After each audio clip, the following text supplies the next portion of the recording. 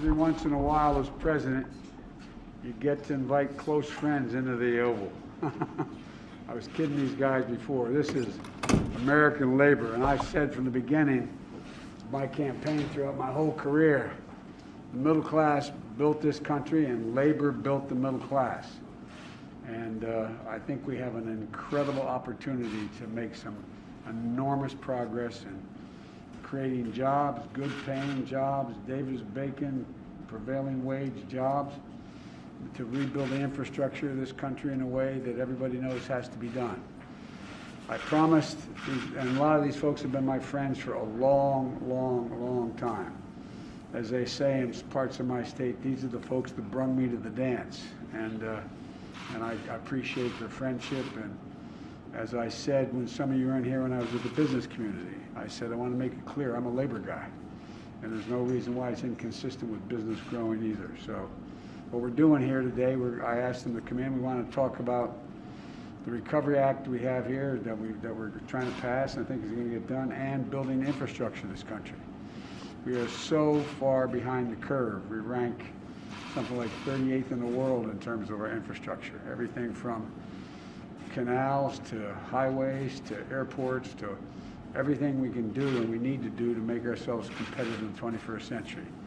And so the Vice President and I are looking forward to this meeting, and we're going to have a good conversation. And I think, American workers and the whole economy is going to grow in a way that we haven't seen it grow in a long time.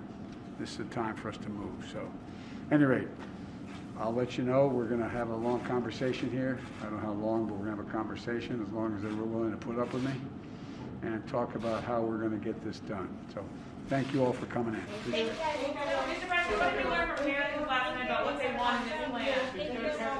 I learned based on the polling data they want everything that's in the plan. Not a joke. Everything that's in the plan. The fact is that I asked a rhetorical question. Those who oppose the plan, what don't they like?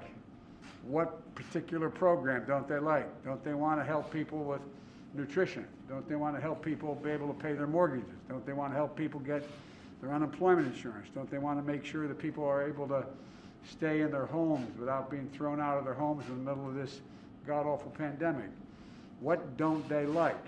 And the truth of the matter is, the polling data from last night and all the polls you've all done, they come from you guys, not you personally, but your networks and your organizations, show that somewhere between 64 and 69% of the American people think we have to do this. And it's not about the money. It's about, in order to do everything from open schools as we should, to make sure that we're generating income for people who are in real trouble.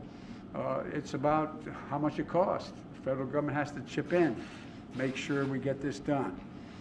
And as I said, almost every major economist in the country and the International Monetary Fund as well says it's going to grow the economy. And that's what we're talking about here. We're going to talk about how we grow the economy. So thank you all for coming in.